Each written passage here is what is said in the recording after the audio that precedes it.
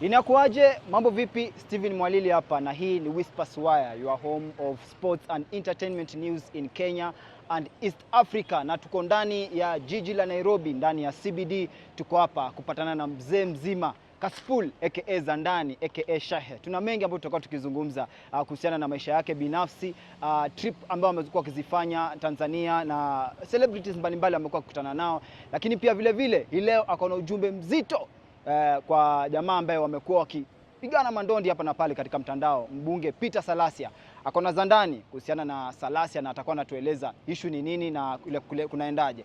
Hii hapa ni Whispers Wire, endelea kutegea. Tuko ndani ya Nairobi CBD na Shahe mwenyewe. Zandani Shekhe. Ukoaje? Mungu anasaidia, Mungu ni mwema kila wakati. Atabaki kuwa Mungu jana, leo, kesho na milele. Sifa na utukufu imrudie. Kwa sababu ndugu yangu, nikikumbuka pale penye Mungu amenitoa, sidhani kama leo ningekuwa hapo. Kuzaliwa kwa mazingira ya shida, hadi maskini wanatuita sisi maskini. Yaani tunakuwa chini kimaisha hadi maskini anakuita maskini. Lakini ujue hapo ndo pale penye ambapo Mwenyezi Mungu alinena na mimi akaniambia, nimekuchagua na lazima wewe nitakutoa kwa hiyo fukara na umaskini na taabu na laana za ukoo, niweke wewe ukuwe kiongozi. Na leo hii tunatamba ndugu yangu. Niulize, kuna nani mwenye anatamba Kenya na Tanzania? Hamna. Ongea kuhusu mtu yote. Leo hii ukiweka Rais William Samoei Ruto number 1, Rais Waziri Mkuu Raila Amolo Odinga number 2, number 3 ni Kaspool ndani na nje ya nchi. So Mwenyezi Mungu anaamua kuinua mtu na kumfanya mtu bila kuangalia karatasi zake za shule, bila kuangalia ukoo yake na kaaje, bila kuangalia connections zake, anakuinua juu. Na huyo Mungu ndo ananiinua mimi. Anaitwa Allahu Akbar. Mpaka leo hii town unasema town ni yako. Kwa mapenzi ya Mwenyezi Mungu Subhana wa Ta'ala, tunavimba, tunatamba. Yes. Okay, sawa. Niko na vitu vingi sana tutakuwa tunavizungumzia, tutaenda ndani zaidi. Yes. Lakini kitu ya kwanza nataka kujua, kuna swali nimetamani kukuuliza sana. Hivi kabla watu wakutambue vizuri, Kaspool ulikuwa wapi? Ulikuwa unafanya nini before tukufahamu? Kaspool ni mtu wa kawaida bro. Kaspool ni mtu anafanya mishe zake chini ya maji kawaida. Mimi unajua watu hawajaijua mimi niko kwa property business. Mimi nimekuwa kwa Kahaya. Ukienda hapa Hilton, hapa chini kwa hii corridor hapa, utapata kwamba kuna pale wanapeananga Kahaya. Nimekaa hapo kwa Kahaya. Nilikuwa nafanya chini Kahaya chini ya uongozi ya Kibageni ambao ni current MP Kitutu Chache. Nimefanya Kahaya, nimehaya magari hii town, nimeuza property hii town, nimekuwa broker hii town wa mashamba wa magari, nimekuwa dalali. Na mimi sijaandikwa kazi. Sijai kuingia pale nimeajiriwa kazi. Kwa sababu mimi nilikuwa kuanzia kitambo mimi nilikuwa bosiki vyangu na ni mtu mwenye siwezi kuandikwa kazi. Unapatia pointi? So watu wenye wanajiuliza Kaspool anafanyanga nini, sasa waambie nilikuwa na nina shughuli zangu. Kaspool ni farmer. Uliniona niko Kitale. Wewe uliniona niko Kitale. Kitale kwa naenda kufanya nini? Kwa naenda kucheza na mbuzi ama kwa naenda kufanya nini? Ni juu binadamu uwaoneshangi gala yako watachoma. Unapatia point? Uoneshe binadamu penye unatengeneza pesa watachoma. Binadamu ni watu wa roho ya husda, ni watu wa roho chafu. So wao watu wabaki wakiuliza. Alafu acha nikwambie kitu moja. Siku zote za maisha inakuanga ni hivi, lazima watu wasikujue. Isa bin Maryam ambao nyinyi mnamuita Yesu Kristo, alikuwa siku moja ameketi na wafuasi wake jioni. Akawauliza wafuasi wake, watu wanasema nini kunihusu huko nje? Watu wakasema, wanakuita wewe ni Yohana Mbatizaji, wewe sijui nini. Wewe mwingine akasema wewe ni mwana wa Mesia. Hiyo yote ilisemekana. Akawauliza, na nyinyi mnasema nini kunihusu? Hawakupata. Inamaanisha ndio ukuwe kiongozi lazima ukuwe mysterious. Na viongozi ambao wako chosen ni wachache ambao they are chosen. They are mysterious. You will never know about Raila Amolo Odinga. That's why wanamuita Engima. Huwezi kujua kuhusu William Samoei Ruto kwa sababu watu wamjui. You know? You cannot be a leader na unajulikana wewe tu ni umbo wa kawaida, unatokanga hapo, unakula hapo, uko na wanawake hapa, uko na malaya hapo, uko na wanene. Wewe ni mtu takataka. Nimekuuliza hivi kwa sababu watu wengine wamedhani Kaspool alitokea tu from nowhere. Ndio ninakuambia watu hainijua. Na waambie watu haijua Kaspool mpaka siku watashtukia niko governor wa Nairobi ndio watanijua. Mimi hakuna siku watanijua kwa sababu wakiningojea hapa nimetokezea hapa. Wakiningojea hapa wametokezea. Mnanijua nini? Watu wajui about Kaspool and they will never know. Even if you ask somebody about Kaspool, they don't know about Kaspool. Unapatia point? We are few chosen. The chosen people wanakuanga mysterious, hawajulikanangi. Unapatia point? Leo hii ndio ukalisha hata mtu yote chini. Umuulize kuhusu Kaspool. Uliza anybody. Nobody knows about me. Nobody. And they will never know about me. Alafu mimi sio mtu wa kuenanga vile watu wanaenda, mimi naenanga tofauti. Unapatia point? Mimi naendanga tofauti and I make tough decisions in my life and that's why today I am where I am today. Na ndo nakurudisha bado kwa hiyo Biblia yenyewe huko. Ni ya kwamba yule jamaa mwenye alikuwa king, mwenye aliuzwa na mabrothers wake anaitwa nani? Joseph. Kwanza number 1 alitupwa na mabrothers wake. Kwa kitu inaitwa nini? Kwa shimo. Aliface kitu inaitwa rejection from his own brothers. Wakamrusha kwa shimo. Kumrusha kwa shimo wakasema kwamba tufanye nini ndo wamchukua wafanye nini? Wamuuze. Hiyo ni rejection from his blood brothers. Akatoka pale akaenda akazingishiwa. Unapatia point? Akazingishi ya kwamba alikuwa anataka kubaka mwanamke wa nini? Mke wa king, wa boss. Baada ya mke wa boss kumkataa. Ya pili akaface gharama ya kuingia jela. Na ndio kamprepare akakuwa mtu mwenye yuko leo hii. Akakuwa king hiyo enzi. Inamaanisha lazima ulipie gharama. You have to pay for a price. And that's why I will face rejection at some point, betrayal from friends at some point. I will face things tough, nitalipia gharama at some point, but destination yangu mtakaa juu mjua kwamba it is a process that ninapitia. Na ndio maana mimi siku zote siogopi moto. I eat fire. When people fear fire, me I eat fire. Napatia point? Naikula fire. Aje nakulaje fire? Wewe unakumbuka zile enzi za Gen Z? That was a very tough decision I made. To stand with the president, His Excellency William Samoei Ruto. Wakati kila mtu alikuwa against. Wakati everybody was against William Samoei Ruto. Including every artist wenye walikuwa pale hivyo. Watu walikuwa wanaenda na wave. Na nataka nikuulize wale artists wenye walikuwa na majenzi kwa street, leo hii wako wapi? Ujiulize. Watu walidhania Kasipul ataisha siku ya Gen Z. Lakini hawakujua hiyo ni process nilikuwa napelekwa, ndo nimetoka sasa ndo noma kushinda vile nilikuwa. Unapatia point? Mimi niliface rejection from my own people. I remember even my wife aliniambia usikae kwa nyumba yangu, nitawawa na watoto wangu. Nikatoka. Penye nilienda kwa kahaba, pia kahaba akanikimbisha. Akaniambia huwezi kukaa hapa hivi na mimi nitawawa, nasikia watu wanakuongelesha hapa chini by the way. Unapatia point? Nikatoka. Ninakumbuka vizuri sana ndugu yangu na brother na sister yangu walinikataa. Walisema kwamba hapana, hatutaka kujiassociate na wewe, tutachomewa nyumba. Unapatia point? Ninakumbuka sana vizuri sana baba yangu mwenye amenizaa alitoka mbio kwa boma akaenda kuishi sijui dunia gani. Nilibaki tu na mtu mmoja ambao ni mama yangu mwenye alinizaa. Akaniambia mtoto wangu, nilikubeba miezi 9 kwa tumbo na nilihisi nimebeba kitu tofauti. Na mimi kama hiyo ndio itanifanya nikufe, nibaki wewe ni sawa, I will stand with you. Hapo ndo nilijua ya kwamba everybody anaweza kufanya nini kutoka. Mandugu zangu wakina Ezra hapa, wakina Mjukuu, wakina nani, wakina Ringtone, wote wako kwa street. Tunakula nao chapati hapa, tunakula nao nini? Wote. They never even wanted to take a picture with me. Because they never wanted to associate with me. Wako wanaenda huko, wanaenda wapige picha. Ezra uliona gari yake ilikuwa pale hivi, wanamwagiwa maji, wanatoka nje na nini. Leo hii wako wapi? Si ni machokoro wa kawaida wanakaanga hapa hivi. Mimi niko level nyingine. Unapata point? Mimi nakwambia watu wote wale ni shawishi wakaniambia Kasipul simama imara.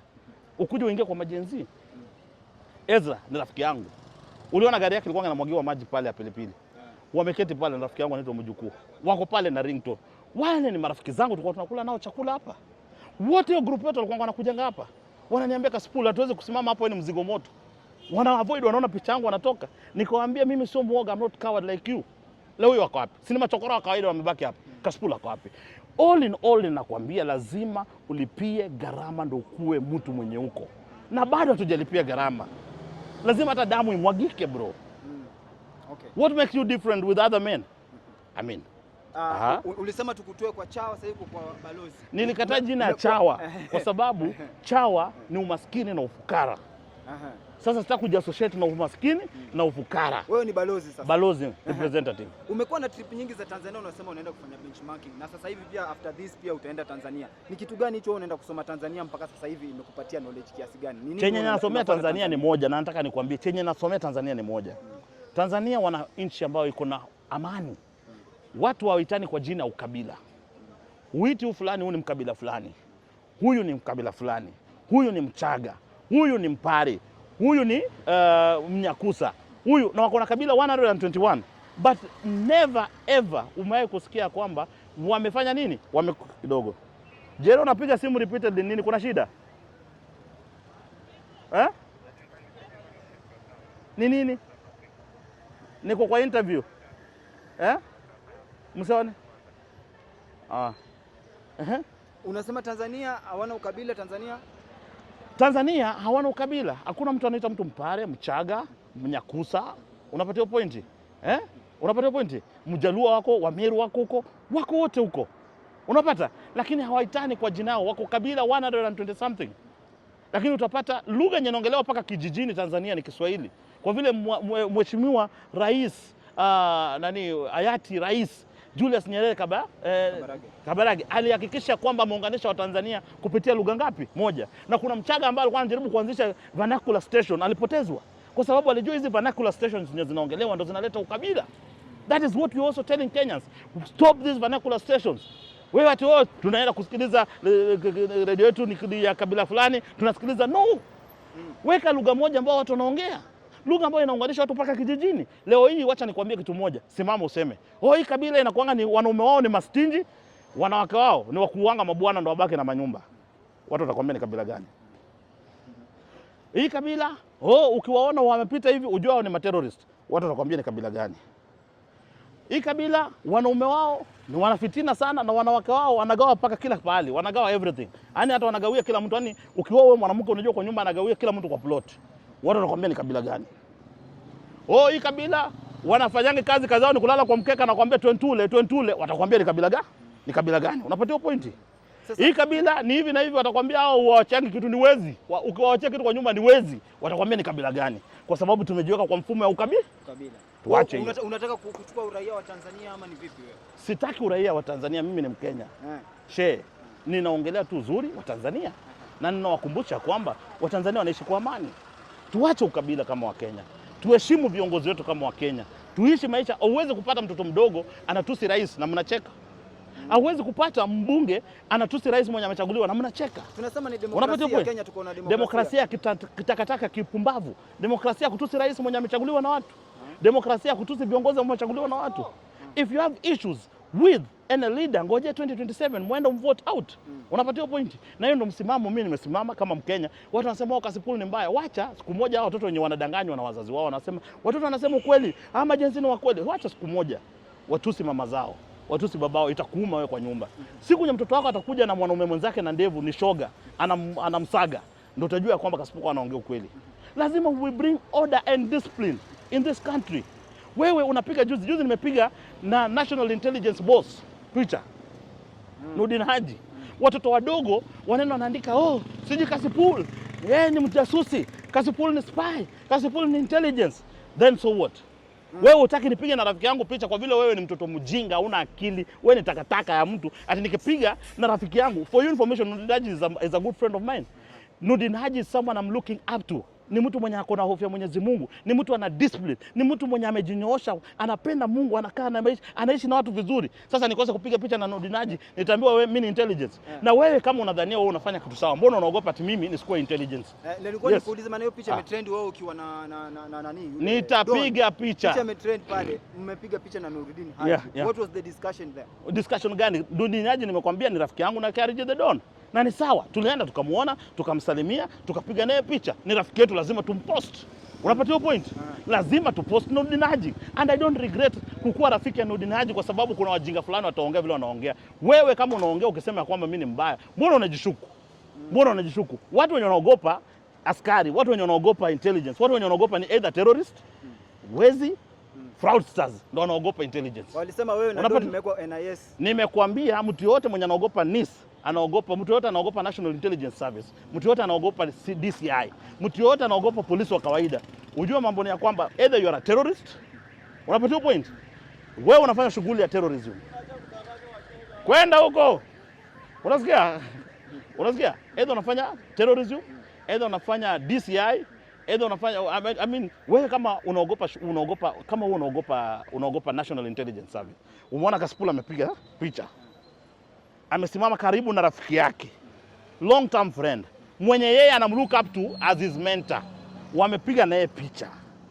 Unaanza kusema huyo ni mtu fulani, huyo ni mtu fulani. Kuweni chonjo, mambo ni mawili. Ukiona mtu anaandika kwa hiyo comment, mfuatilie.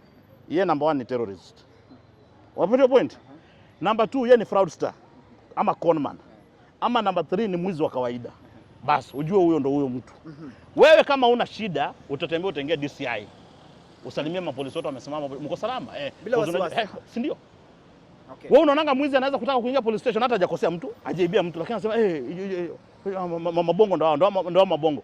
Wewe unaogopa polisi kwa nini? Polisi ni rafiki yako. Kama una shida, si tumesimama hapa, mbona hujaweka pingu? Ni kwa sababu hatuna shida. Sasa wale wenye wanalalamika sisi ni NIS, waambie hao ni fraudster, terrorist, uwezo wa kawaida ama wabakaji. Sawa? Haya, umetangaza kwamba utawania kiti cha ugavana Nairobi. Yes. Tutajia chama, atuoni kufanya kampeni, strategy yako ni gani? Watu wanajipanga kwa ground, chef. Ndo narudi kama mtu wa kawaida kuambia kwamba mimi ni mysterious, hutanijua. Hautanijua. Sasa unaningojea huku, utanipata huku, ukiningojea huku, utanipata huku, ukiningojea hapo, utanipata hapo. Huyo ndo Kasipul. Mysterious. Ngima. Unapata point? Huyo ndio Kasipul. Okay. Na kutai kuwako na Kasipul. Mwingine kama sio Kasipul. So wewe ngoje utulie. Nimekwambia kitambo unisome utakustukia mimi ni governor wa Nairobi na kulead. Okay. Sasa watu waliona hatuoni strategy, hatuoni kitu, waona pengine huyu jamaa amerudi nyuma kidogo, kama anaanza kuogopa. Kuogopa nini? Nimekuwa busy Tanzania na nimerudi tena Kenya. Naogopa nini? Mimi ni mtu wa kuogopa mtu. Mimi siasa ni moto. Wacha nikuulize, mimi ni mtu wa kuogopa mtu. Mimi ni mtu wa kuogopa mtu. Mimi ni mtu wa kuogopa mtu. Mimi ni balozi wa William Samoei Ruto. Unajua William Samoei Ruto ni nani? Wewe William Samoei Ruto ni nani kwa hii nchi? Ni rais. Ni rais wa nchi. Ni amri jeshi mkuu. Umepata? Ni rais wa nani? Wa nchi. Mimi ni balozi wake. Niogope nani? Niogope nani? Niogope nani? Niogope. Unionyeshe takataka yote hapo niambie niogope. Ni aje kiongozi? Uko nani? Unaona? Kwa sababu watu waoni ukijipanga. Nijipange nini? Mimi I fear nobody my friend. Mimi niogope nani? Mimi niogope nani? Mimi Kasipul niogope nani? Ni nani? Mimi siwezi kuogopa. Mimi naogopa Mwenyezi Mungu Subhanahu wa Ta'ala peke yake. Unapatia point? Tuko town. Nasikia naogopa Mwenyezi Mungu Subhanahu wa Ta'ala. Okay. Mimi ni balozi wa William Samoei Ruto, nikuogopa. Ningekuwa balozi ya watu wadogo ningesema mimi. Sasa nikuulize, nani ndo mkubwa kushinda rais wa nchi? Hakuna. Nionyeshe mwenye mkubwa aseme mimi ni master. Ningekuwa mimi balozi wa gavana wote wangesema wewe ni balozi wa mtu wa gavana. Mimi ni balozi wa William Samoei Ruto. Ni amri mkuu wa jeshi ambaye amebeba sword. Unapatia point? Okay. Uniwezi kwa vyovyote vile. Ati wewe ni mtoto wa kutusi viongozi kwa mtandao, unadhania utakuja kunitusi hapa ati Kasipul na kutusi nini? Mimi nitakupiga makofi, nitakupiga mateke na hakuna penye utanipeleka. Na by the way for your information, hakuna mtu yote mwenye anaweza nitishia town. Okay. Hakuna mtu yote anaweza nitishia. Ni kuwasisitizia kwamba lazima muta respect president whether you like it or not. And I told even the president, nikamwambia president, una roho mzuri sana. You have a good heart as the president of this country. Ni aje baba? Haya baba. You have a good heart. Wewe ni president mwenye uko na roho safi. Hakuna rais yote dunia mzima anaweza kutolerate jobless, stupid, watoto wenye wanakunywa yogurt kwa nini ya mama zao, kwa kiti ya mama yao, kumtusi kwa mitandao. Nikamwambia rais, wewe una nini? Hao watoto lazima deal nao properly. Wachape viboko poko washika adabu. Hao watoto usipo deal nao leo hii watatusi mababa zao, watatusi wazee wao. Ile siku ulikutana naye ni nini mlikuwa mnaongea? Ni nini uliona mlikutana na rais pale mkasalimiana? Ni nini mlikuwa mnaongea? Si ati ni mara ya kwanza mimi kukutananga na kila siku, hiyo siku ndo kamera ilitupata. Unataka nini ngine tuongee? Wewe nikuja nikwambie kitu tunaongea na rais wa nchi. Nikwambie kama nani? Kwa hiyo unaingia ukitoka. Sasa nikwambie kama nini? Nikuja tunikaa hapa nisimame kwa wewe. Niongee na. Salamu alaykum shehe. Mko fiti? Wacha nakula interview kidogo hapa. Unaona? Haya. Sasa wewe shida yako na Salasa ilianzia wapi na imefikia wapi? Maana yake mnasumbuana sana hii town, wewe na Peter Salasa. Peter Salasa sina shida naye. Peter Salasa ni kijana wangu, namtambua, nampenda kama kiongozi. Lakini namwambia Peter Salasa, you are a young leader. Niko na vitu mbili na wewe. Number one, huwezi kutusi Raila Amolo Odinga na tunyamaze. Huwezi kutusi William Samoei Ruto na tunyamaze. Na nitakwambia kitu moja, Raila Amolo Odinga ni elder wa nchi. Ni elder mwenye amesupport leo demokrasia yenye tunaongelea kwenye microphone. Mimi na wewe bila kuogopa. Leo hii ukishikwa, ukimaliza 48 hours, ukipelekwa kotini, ukiinua mkono, unawachiliwa kwa sababu kuna katiba inasema kwamba hufai kukaa more than 24 hours to 48 hours kwa cell. Hiyo ni nani alipigania? Ni Raila Amolo Odinga. Katiba leo hii ya nchi hii ya kuongea vile tunaongea, ni nani alipigania? Ni Raila Amolo Odinga. Alifungwa miaka 8. Ni aje baba? Alifungwa 8 years. Ndo leo hii tukue vile tuko hivi. Raila Amolo Odinga has paid a price that no one has paid in this, including that young man mwenye akona dread na ni mvuta bangi. Nikamwambia respect Raila Amolo Odinga. Hiyo ni number 1. Number 2, Wewe huwezi kwenda kujifanya unatusi mpaka president. President ni nani? President ni anaongoza nchi, amebeba sword ya kulinda hii nchi. Wewe mvuta bangi mwenye unakaa tu kijijini, ulitoka hata ujui town. Peter Salasya hajakula Christmas tatu town. Hajamaliza Christmas tatu hii Nairobi.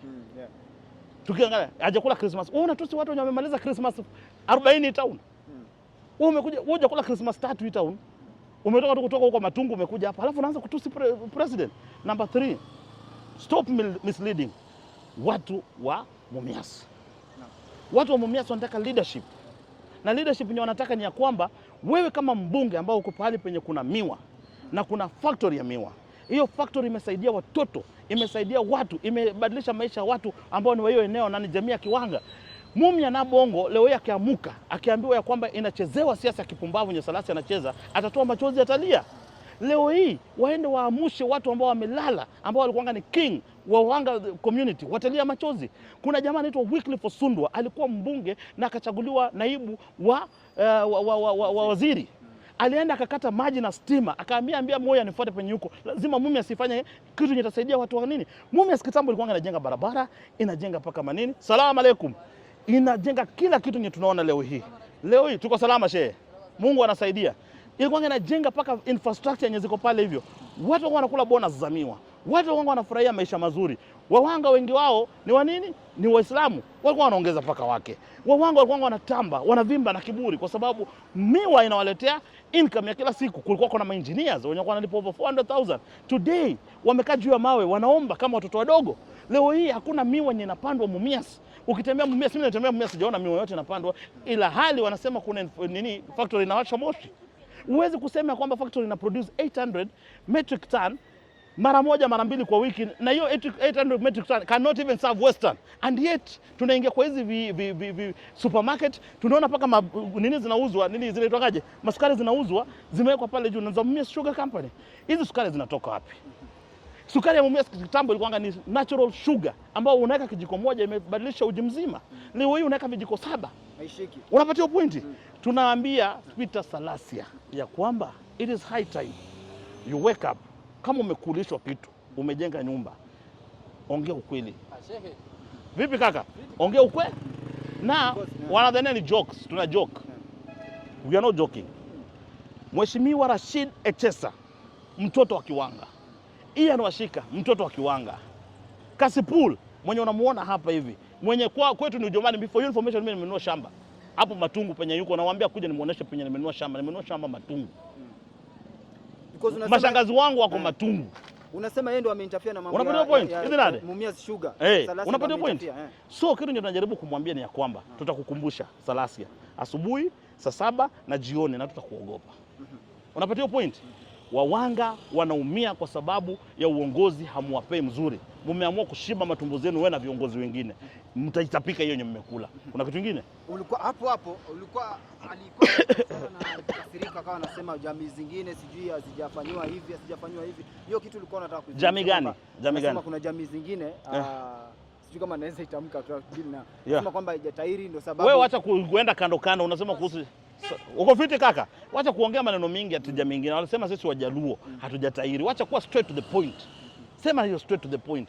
Nataka nikuambie kitu moja. Kwa jamii mzima hii town, hii Kenya by the way, watu wenye wanazaliwa wengi ni Wajaluo. Kutokutairi imeifanya mtu akakosa kuzaliwa? Haijaifanya. Unapata point? You can only be stupid to talk about mwanaume mwingine hajatairi. You can only be stupid. Na wewe mwenye unaongea hauna mpaka umevuka, hauna mtoto, wewe hauna bibi, unaongea on what capacity? Unapata point? Unakuwa mtu useless.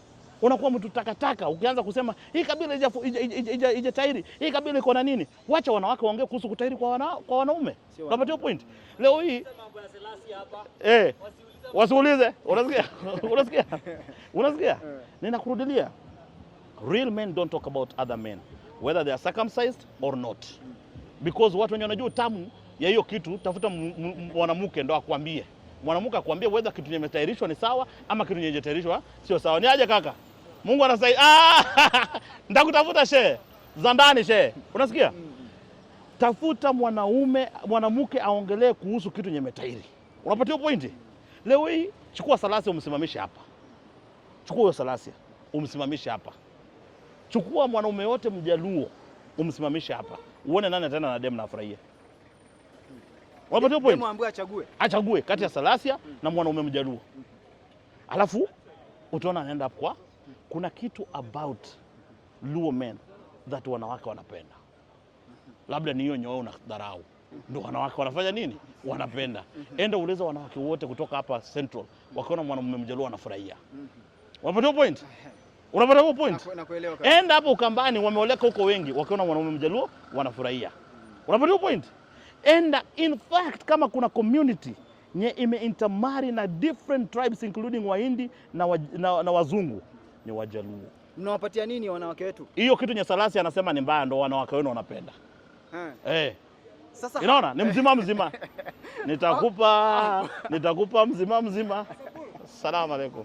Uko salama shehe? Uko salama kabisa. Nashukuru baba. Wanakusumbua hawa? Tunakula story. Tunaongea tu hapa tunauliza. Unajua watu wanasema kuhusu wanaume Wajaluo hajatairi. Nikasema wanawake wanapenda wanaume Wajaluo. Huyo Salasia yaani kabisa. Ongea hapa. Huyu ni Mjaluo huyo. Huyu ako na wanawake wangapi? 5. Yeah. Ni ukweli. Nini baba? Huyo Salasia. Nakuuliza. Salasia anaamuka. Anasimama. Anasema Wajaluo hajatairi. Yeye kama Salasia. Anajua Wajaluo wamao wa Kikuyu. Anajua Wajaluo wamao wa Kamba. Anajua Wajaluo wamao wazungu.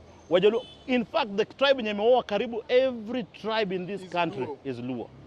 Wanafuata nini? Unakubaliana nayo? Mapema ndio hii kitu ijakatwa inapoteza nini? Sawa. Ai, nini? Kitu tamu. Ninakwambia kitu legit. Nataka nibaki hapo. Mimi niko na za ndani shehe. Yes. Wewe uko na watu 9 na wanawake tofauti. Wewe ongea maneno ya Salasia watu wako baada hapa. Niaje. Uko viti? DJ mkubwa huyu. Huyu ni DJ mkubwa sana. Uko salama? Sisi tunakula story kidogo. Sisi tumetoka job hapo. Lakini wacha sisi tupige gumzo. Yes. Salasia naye hajaoa. Jamaa hajaoa na nadharau watu hapa. Umemaliza baba? Nilikuwa nataka tupige hapo before tuende mbele kidogo. Wewe bana za ndani zinasema kwamba uko na watoto 9 na bibi mama tofauti. Wengi. Ulianza ukiwa form 2. Hao ni wenye wanajua wenye nimezingi. Wale ni wenye nimeconfirm na DNA, wenye nimezingishiwa kama 12 bado sijawapiga msasa. Nikipiga msasa naweza pata 6. Ni game ulikuwa vizuri ama mambo ilienda? Ni kwa sababu kitu moja nitakurudilia ni ya kwamba sisi Wajaluo ni watamu. Sisi Wajaluo ni watamu. Sisi Wajaluo ni watamu babu. Na umesema unaongeza mke mwingine. Tunaongeza alafu sasa kwa vile tumeungana sisi na Wakale. Sisi na Waka tunaenda KO. Tunaenda KO pale inaitwa KO. Tuingie Chondoni tupigwe Pahole. By then nilikuwa nataka kuielewa vizuri hiyo ya Wakale. Inaendaje? Hebu nipatie za ndani. Tumetoka kwa sababu unajua mimi nina shamba Baringo County. Niko na shamba more than 10 acres Baringo County. Sasa nafaa kuenda kujenga huko nianze kuinteract nao. Ninaingia na kwa Pahole. Naingia kwa Pahole. Tafuta Mkalenjini uulize Pahole ni nini? Pahole. Lazima nitafute Pahole wangu. Kuna kitu kingine? Sawa. Tuzungumzie kuhusiana na Governor Kihika kule amepotea zaidi ya miezi 6 sasa hivi haonekani, na umesema kwamba hiyo kitu umekuwa ukiifuatilia. Issue ni gani kule Nakuru? Governor amepotea, anatafutwa. Ninaweza kurudilia na nikwambie kitu moja na ni very important na ujue ni ya kwamba it is not about work. Sio about presence ya governor. Kuna magavana ambao leo wako na bendera. Wako na ofisi. Wanakaa kwa ofisi wanatoka mpaka saa 4 hadi saa 8 ya usiku, lakini wanapanga kuibia wananchi. Tuweze kuwataja majina. Kuna magavana wakosi kwa ofisi kwa sababu wanananga ofisi 24/7 kupiga hesabu zao vile watafanya nini, wataibia wananchi.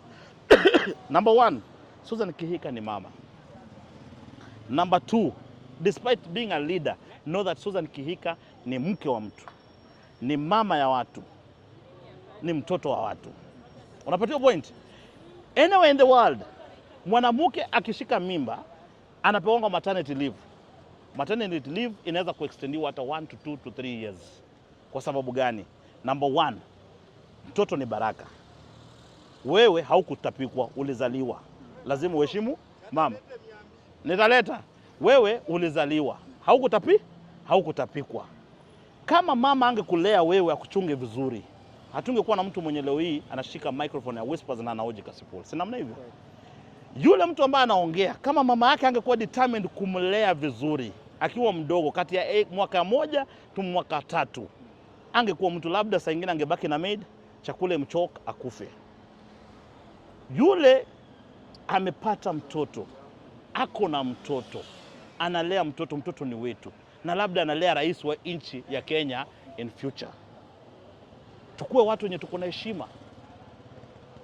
Wewe mke wako akibeba mimba, akizaa mtoto, lazima umpe time ya kulea mtoto. Maternity leave inaweza kuextendiwa to 1 year to 2 years. Na bado siku hizi kazi inafanyika pale popote mtu yuko. Leo juzi nimekuwa pale Nakuru. Afra Stadium kwa historia ya nchi. Leo hii Afra Stadium inakaa pale penye mpira inaweza chezwa dunia mzima, iko international standard. Barabara za huko ndani zimetengenezwa. Kazi yenye imefanywa na Susan Kihika ni kazi ambao hakuna governor amefanya na Kenya hii. Mnataka Susan akuja kwa ofisi ama mnataka kazi ifanyike? Naambia watu wa Nakuru, siasa ambayo inafanyika Nakuru ni siasa ya kijinga, ya kipumbavu, ambao watu wachache ndio wanafanya hiyo siasa. Tulikaa chini juzi na Mheshimiwa Duale ambao ni MC ya Nakuru elected wa asili ya Kisomali. Akaniambia, Kasipul, kama kuna kazi imefanyika leo hii hapa Nakuru, Susan Kihika governor amefanya kazi. Na nikamwambia Mheshimiwa Duale, kwa kusimama na mama na kwa kuona kazi yenye umefanya, wewe kama MCA una need kuelevetika sasa, usikuwe MCA. Unajua MCA ndo the only person mtu akishikwa akipiga hata simu kwa police station mtu hawezi kuachiliwa. Nilimwambia ni kazi ndogo sana kwa Mheshimiwa Duale. Unajua MCA hawezi kupiga simu OCS asimame na kakijiti hivi. Mimi Kasipul unajua napiga simu OCPD anasimama na ananyooka na anakauka. OCPD acha OCS ni mtu anapiga simu na anamwambia instruction. Akisikia huyu ni balozi, nampa instruction. Nampa instruction. Fanya hivi na hivi. Nikamwambia Duale, MCA yoyote akipiga simu kwa police station, MCA wenye anaweza kupiga simu hii town ni watu wangapi? Abbas Khalif. Abbas akipiga simu kwa station, mapolisi wote wanaungana pale pamoja kusimama kufanya parade, wamepigiwa simu na Abbas Khalif. MCA hapa Nairobi something. South B hapa. Unapatia point? Na nikawaambia nyinyi ni viongozi ambao mmeshapita hiyo kiwango. Zandani shekhe, umesikia naitwa nini? sawa rais. Nikawaambia mmeshapita hiyo le. Sasa round hii nimeambia Duale, Mungu anasaidia, enda simama senator Nakuru. Nimeambia Duale, vijana wa Nakuru wamesema simame nini? Senator aingia asubuhi. Mheshimiwa Duale, MCA elected. Watu waache kuongea kusimama. Abbas Khalif nimemwambia, by the way, wewe ni mkubwa sana Nairobi. Sasa kama MCA anaweza kupiga simu station mzima ikimbia. Unajua MCA wakipiganga simu hakuna polisi anasimamanga. In fact kama polisi anatoa uchafu kwa masikio, anatoa uchafu kwa masikio. Atu wao wamesema wewe ni MCA wapi? Nini ward? Wanadharauliwa. Nikaambia Abbas Khalif, toka kwa hiyo MCA pale. Hata ubunge nadhani ameshinda, akuwe senator wa Nairobi. Na ikiwezekana akuwe governor wa Nairobi. Kwani iko nini? Kwani iko nini? Mimi leo Abbas Khalif akisema anasimama governor, unajua mimi ndo natoa Sakaja kwa kiti. Leo yeye akisema anasimama na withdraw candidate yangu. Abbas Khalif akisema anasimama, Abbas Khalif asimama aseme mimi Abbas Khalif nampisha njia, nasimama governor wa Nairobi. Naambia bibi yangu withdraw zile napigia wadhamini wangu naambia withdrawini, nimewachia Abbas Khalif. Kwa sababu yeye ndo kiongozi anajua kuishi na dunia, watoto wadogo anakaa nao vizuri, kutoka Juro Safi, kijana wa kiasili ya Kisomali. Shehe za ndani shehe. Umesikia sema nini? Umesikia nini? Anaitwa nani? Governor. Wananchi ndo wanataka nikuwe gavana. So mimi nataka wananchi wenyewe wanakubali. Salamu alaykum. Wananchi ndo wanataka nikuwe gavana, si watu wengine wanataka nikuwe. Ni wananchi wanataka. Hizi ni kura. Ndugu yangu nimesteja watu. Si unaona na macho yako. So ninakwambia Abbas Khalif akisema anasimama gavana, asubuhi nimejitoa. Lakini 2027 kwa mapenzi ya Mwenyezi Mungu Subhanahu wa Ta'ala, zoea gavana wako mapema. Hii town tutatii. Sasa mnatii nini? Nitawasaidia. Vijana nitawasaidia, nitawatoa juu ya mawe, nitawapea hustle, nitawapea hustle. Vijana number 1. Wamama na waingisha hapa wale. Wazee waongojee, mama na vijana wasaidike. Wao kule pesa uzeeni. Kuna kitu kingine? Tumalizie mwisho kabisa. Nataka comment yako kuhusiana na issue ya Cairo. Sasa hivi yuko ndani, tumeona Tumbili anafanya mchango wa kutoa. Una comment gani kuhusiana na initiative ya Tumbili? Ninaomba wa Kenya wa support Khalif Cairo. Ni ndugu yetu. Ni ndugu yetu. Jela, remand. You never even wish your enemy to go there. Usiwishie enemy wako. Jela ama remand. Tunamuombea Mungu. Tunamuombea watu kama wanataka kumsaidia, wamsaidie. Cairo atoke. Una support kile Tumbili anafanya sasa hivi ile fundraise? I support 100%. Let Tumbili fundraise for Cairo, and then Cairo akitoka, I make sure ako karibu na serikali. Akuwe karibu na serikali. Hiyo ndio siri. You cannot fight the government, bro. You will never. I assure you, hakuna hata billionaire in the world can fight the sitting government. Umempa Cairo ndani hizo. Kana serikali karibu Cairo. Kana serikali karibu. Siku nyonaona majenzi. Why is it that majenzi walidanganya Cairo kwa barabara hapa? Leo hii till number inatolewa, mbona wachangi Cairo? Zandani shehe. Zandani. Why is it that jenzi wajatoa till number wamsupport? Na nimeambia wasanii wote wenye walikuwa wanasimama na majenzi. Oh, reject. Sasa hivi ama jenzi wao ngoma zao, au support ngoma zao, wanawapiga, wanawafanya nini? Leo hii Cairo mwenye anajimwagilia maji akiwa na majenzi, wajaenda hata kutoa till number kusupport na in Cairo. It means that the government iko na power kushinda hata billionaire in the world. Umempa siri, umempa You cannot fight the government. Okay. And therefore I appeal to everyone, please make sure mume support Cairo. Make sure umefanya nini? Mume support Cairo. Cairo ni ndugu yetu, ni mtoto wetu, tunampenda, na kama amekosea pale tunamwombea msamaha. Unapatia point? Lakini hii ikuwe funzo kwa wale wasanii wako wanafuata majenzi kwa street, wakibeba billboard, wakikuwa pale reject, wakiweka kwa mitandao zao za jamii reject, waone kitu nye jenzi. Leo hii jenzi wale walikuwa wanasema toka, leo hii wanaacha Cairo na rotten in remand. Ni kwa sababu gani? Jenzi ni kitu kidogo kwa serikali. Umesikia? Umesikia jenzi? Nini watu wadogo? Yo, good people, I go by the name Dr. Kasipul, ukipenda niite Yakub Maalim Wele, balozi wa William Samoei Ruto ama balozi wa Mama Samia Suluhu, na uko ndani ya Whispers Wire TV. Keep it locked. Make sure umesubscribe, umelike na umecomment. Hizo za ndani shehe.